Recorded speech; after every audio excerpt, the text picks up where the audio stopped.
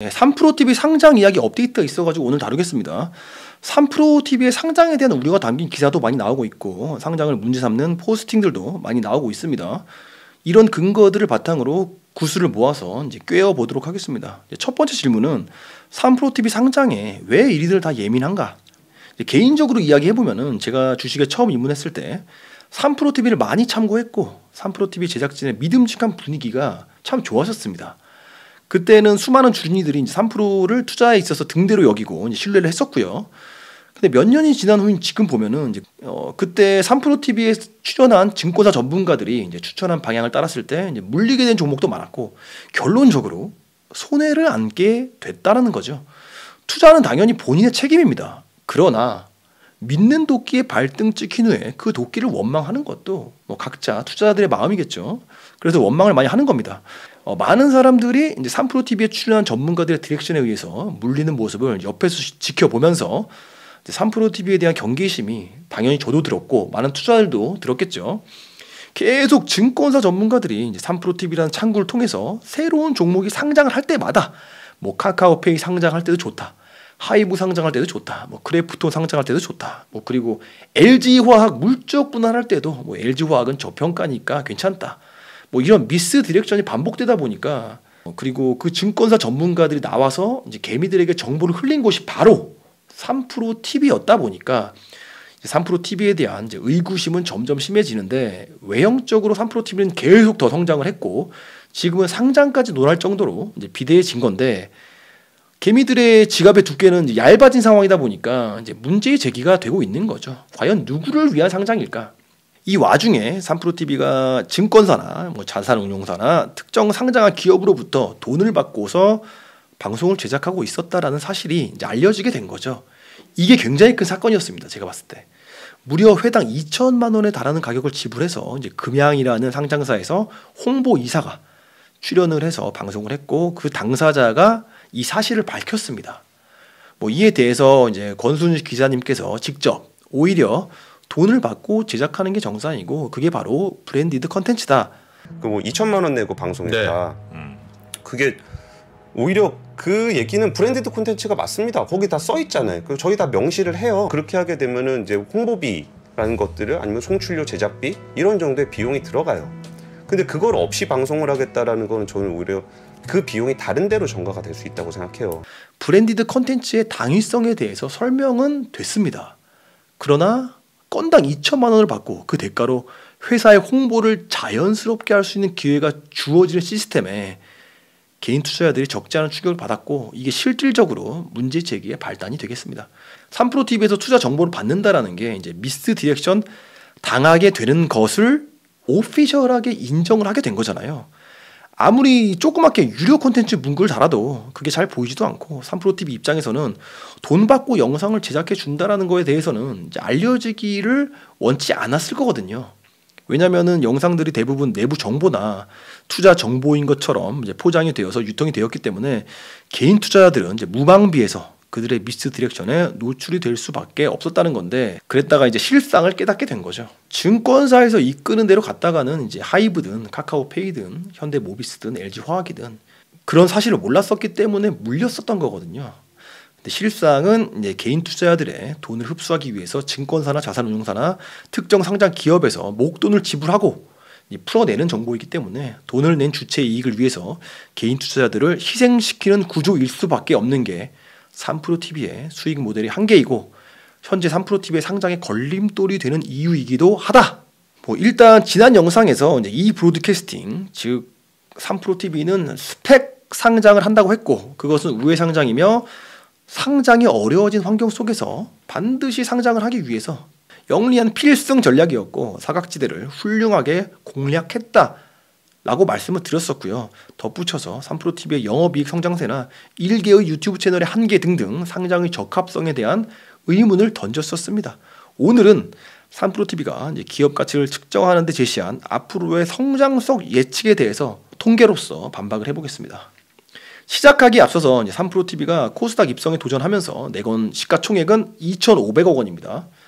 3프로TV에 투자한 곳은 2019년 코오롱 인베스트먼트 20억 원, 2021년 프리미어 파트너스 60억 원, 2022년 IMM 인베스트먼트 100억 원, 2022년 산업은행 100억 원 이렇게 됩니다. 그러니까 3프로TV의 비상장 단계에서 투자한 FI 빅4는 코오롱 인베스트먼트, 프리미어 파트너스, IMM 인베스트먼트, 산업은행 이렇게 네 곳입니다. 소소하게 크게 라는 이제 블로그에 3프로 상장에 대한 한 줄 평이 적혀 있는데 딱 제가 지금 하고 싶은 말이기 때문에 인용을 해보겠습니다. 3프로든 어떤 회사든 비상장 상태일 때 FI 즉 재무적 투자자가 투자한 밸류보다 더 위로 올려서 상장을 시켜야 FI들이 손해를 안 본다 라는 구실로 고평가를 해서 상장을 시킨다. 그러면 그대로 손해를 개인 투자자들이 다 뒤집어 쓴다. 비상장 때 FI들이 높은 밸류로 투자한 것은 본인들이 실수이기 때문에 본인들이 책임져야 한다. 고평가로 IPO를 해서 개인 투자자들에게 그 피해를 뒤집어 씌우는 것이 아니라 본인들이 감당해야 하지 않을까. 이 문장 속에 제가 계속 유튜브에 3프로TV 상장에 대한 소식을 전달 드리는 이유가 다 들어 있습니다. 우리가 FI들이 실패한 투자를 뒤집어 쓸 이유가 없다라는 거죠. FI 빅4는 이제 3프로TV에 베팅을 한 것이기 때문에 본인들이 측정한 기업 밸류보다 고평가로 인정을 받는 상장을 해서 개인 투자자들에게 피해를 뒤집어 씌울 게 아니라 기업 가치 산정에 틀렸다면 본인들이 감당을 해야 된다라는 게 저의 생각입니다. 그리고 3프로TV가 내건 목표도 보입니다. 일단 들어가기 전에 3프로TV의 작년 단기 순이익은 58억 원이고 이 브로드캐스팅스의 PER은 43배. 일개 유튜브 채널이 이제 상장을 한 전례가 없기 때문에 이제 비교 대상을 방송사로 대신해서 놓고 보면은 이제 SBS가 시총이 4,700억 원, 단기 순이익이 1,566억 원, 이제 PER은 3배입니다. 한국경제TV 시총 1,400억 원, 단기 순이익 138억 원, PER이 11배입니다. 뭐 두 군데 모두 비교가 불가능하죠. 뭐 SBS 같은 경우는 아예 비교 자체가 의미가 없고요. 이 브로드캐스팅이 이제 기업 가치 산정을 위해서 2027년까지의 매출액과 영업이익을 추정했습니다. 올해의 매출액은 204억 원, 영업이익은 38억 5,300만 원을 달성할 것으로 추정을 했는데 이 브로드캐스팅이 이제 올해 38억 원 영업이익을 낼 거라고 얘기한 거예요. 근데 이 브로드캐스팅스의 작년 영업이익이 73억 원이었거든요. 근데 올해 추정이 38억 원이면은 영업이익이 절반으로 감소한다는 겁니다. 그러니까 제자리 걸음이 아니라 절반이 깎여 나가는 거예요. 그러니까 재작년 영업이익 75억 원에서 작년 영업이익이 73억 원으로 작년에 성장이 둔화가 되고 있다고 우리가 말았는데 올해는 이제 3분의 2가 이미 지났기 때문에 이제 대략 견적이 나온 거잖아요. 그래서 계산기 두드려 보니까 영업이익이 38억 원으로 추산이 되는 겁니다. 진짜 피크 아웃이 완전히 된 거죠. 근데 개인적으로는 올해보다 내년이 더 걱정입니다.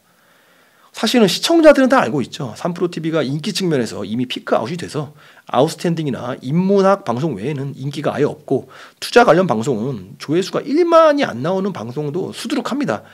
뭐 이 이야기는 뒤에서 통계를 보면서 더 하도록 하겠습니다. 근데 이제 이 브로드캐스팅에서 내건 앞으로의 이제 실적 추정이 더 황당을 한데 이제 올해까지는 이미 다 보이는 거니까 저렇게 어쩔 수 없이 내놨겠죠. 내년부터는 이제 급격한 성장세를 추정합니다. 그냥 던져놓고 보는 것 같아요. 2027년까지 추정 실적이 매출액 776억 원, 영업이익이 451억 원. 5년 안에 영업이익이 10배 이상이 커진다는 비전이고요. 근거로는 현재 230만 명 수준인 3프로TV 구독자 수가 이제 매년 50만 명씩 증가를 해서 2027년에는 구독자가 450만 명에 달할 거라는 예상이고 해외로 영토를 확장하면서 이제 영업이익이 451억 원이 가능해진다라는 거죠. 제가 보기에 해외로 영토 확장하면은 영업이익 더 안 나옵니다. 이거 쉽지 않아요. 거기 미국에서 이렇게 진짜 잘 나가는 채널들이랑 경쟁한다라는 게. 어쨌든 이 브로드캐스팅의 모든 수익에는 이제 3프로TV라는 유튜브 채널이 이제 플랫폼 역할을 하면서 광고 수익이 나올 것이고 이제 자산운용사, 증권사, 공공기관에서 수주한 이제 브랜디드 콘텐츠를 제작할 수 있다라고 이제 근거를 제시하는 거죠. 3프로TV는 진짜 올해의 부진을 딛고 V자 반등을 할 수 있을까? 라는 것을 알아보기 위해서 오늘 여러분들께 소개해드릴 사이트는 바로 플레이보드라는 사이트입니다. 유튜브 채널에 대한 통계를 볼 수 있기 때문에 3프로TV가 과연 2027년까지 목표에 도달할 수 있을지, 정말 상승세이기 때문에 가속 페달을 밟고 일개의 유튜브 채널로서 시총 2,500억 원의 자격을 가진 회사로 거듭날 수 있을지를 통계로 한번 찾아보겠습니다. 요약을 해보면은 이제 현재 230만 명의 구독자가 450만 명까지 도달할 것이고, 구독자 상승에 힘입어 올해 38억 원의 영업이익이 27년에는 451억 원 영업이익까지 10배 이상 상승이 가능할 것이다. 직접 데이터를 토대로 한번 보겠습니다. 자, 구글에 플레이보드를 먼저 치시고 맨 위에 뜨는 플레이보드 사이트를 클릭하시면은 메인 화면이 보이죠. 여러 가지 재미있는 순위를 볼 수가 있겠지만 우리는 3프로TV의 성장세를 숫자로 보고자 합니다. 왼쪽 메뉴에서 홈, 차트, 인사이트 이런 게 보이시죠? 두 번째 차트를 클릭합니다. 왼쪽에 토픽 카테고리에서 주식 투자를 클릭합니다. 순위를 보는데 3프로TV가 없죠. 이제 주식 투자 카테고리에서 제외가 되었습니다.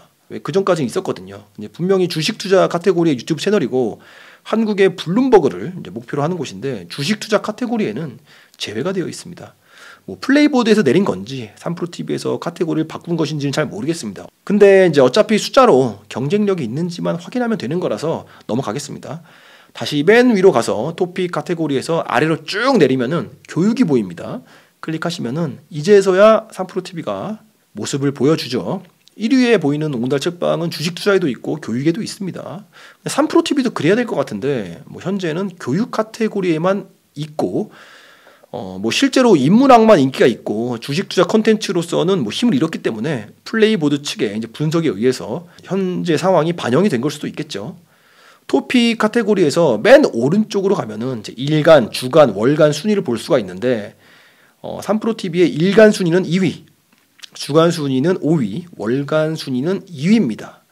3프로TV의 조회수와 좋아요를 주식 투자 쪽이랑 비교를 또 해보면은 이제 월간 순위가 MTN, 김작가 TV 다음으로 이제 3위 정도라는 걸 알 수가 있습니다.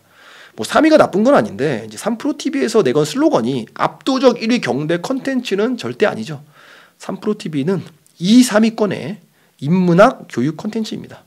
주식 투자 카테고리에 대입을 하면은 이제 3위 채널이고요. 이제 본격적으로 성장 추세를 보겠습니다. 3프로TV를 클릭하면은 조회수의 상승세를 볼 수가 있어요. 시작 기간을 작년 10월 정도로 해서 1년치의 흐름을 보면은 초록색이 3프로TV를 보는 시청자들의 수를 통계를 낸 조회수입니다. 하락세가 명확하게 보이죠. 작년 10월만 해도 그래프 상단이 280만 회까지 올라가던 게 올해 7월에는 140만 회도 쉽지가 않습니다. 하단은 뭐 거의 70만 회까지 내려왔고요. 이것조차도 사실 인문학 영상이 없으면 불가능한 게 3프로TV의 현재 상황이고요. 그래서 주식 투자 카테고리에서 뭐 탈락이 된 걸지도 모르겠습니다. 그리고 구독자의 상승세도 보겠습니다. 이게 정말 중요하죠. 진짜 450만 명까지 달성할 수 있는지가 중요한 거니까. 그래서 지금 시가총액이 2,500억이 된 거기 때문에 한번 구독자 상승세를 보겠습니다. 역시 작년 10월 정도로 기간을 정하고 보면은 저 초록색 한 칸이 1만 명씩 추가가 되는 거거든요. 작년 10월부터 12월에는 이제 1만 명씩 추가가 되는 그래프가 굉장히 촘촘하죠. 근데 23년 3월부터는 1만 명이 늘어나는 빈도가 엄청 널널해집니다. 그러니까 올해 4월부터 현재 8월까지 3만 명이 늘었다는 건데, 그러니까 이 브로드캐스팅의 예상치인 매년 50만 명의 증가가 과연 가능할까? 근데 더 문제는 구독자의 상승의 빈도가 점점 더 낮아지는 게 진짜 문제라는 겁니다. 이제 상승세가 아니고 하락세라는 것이 그게 진짜 문제라는 거예요. 이미 구글 알고리즘 딴에서 방향이 꺾인 게 아닌가. 이건 뭐 제 경험담이긴 한데 이게 3프로TV와 맞는지는 모르겠지만 제가 과거에 회사를 다닐 때 이제 주 업무가 기업들의 유튜브 채널을 운영하고 이제 광고를 집행하는 일을 했었습니다. 구글 애즈라는 광고를 써서 구독자를 돈 주고 늘리거나 조회수를 이제 돈 주고 늘리는 경우도 있었는데, 이게 타겟팅을 제대로 집행을 하지 않으면은 내 채널과 크게 상관이 없는 이제 불특정 다수가 이제 돈을 쓴 만큼 늘어나는 현상이 벌어지는데, 이렇게 되면은 유튜브가 이제 알고리즘에서 제외를 시키는 그런 위험이 발생을 하거든요. 타겟팅이 이제 분산이 되고 이제 중구난방으로 이제 꼬여버리는 거죠. 혹시 3프로TV가 이 알고리즘에서 이탈한 상황인가, 이제 그런 의심이 들 정도로 정체가 좀 심각하다. 어쨌든 지난 5개월간 고작 3만 명이 늘었고 둔화세가 뚜렷하기 때문에 내년부터 갑자기 1년에 50만 명씩 늘어날 거라는 예상치는 신뢰를 할 수가 없다. 고로 기존 광고 수익을 유지하는 것도 불가능한 목표에 가깝다라는 게 저의 결론입니다. 그럼에도 불구하고 세상 일은 알 수가 없습니다. 과연 3프로TV는 구독자 450만 명까지 도달할 수가 있을까? 그리고 3프로TV의 진짜 목표는 구독자 450만 명이 아니라 훨씬 더 큰 그림인 한국형 블룸버그잖아요. 블룸버그처럼 투자에 필요한 유료 데이터 서비스 단말기를 만들어낸다는 원대한 목표가 있습니다. 맨 마지막은 김동완 형님의 썸네일로 마무리를 짓겠습니다. 성공적 투자 정보를 구별해야 한다. 오늘도 도움이 되셨다면 구독과 좋아요 부탁드립니다. 감사합니다.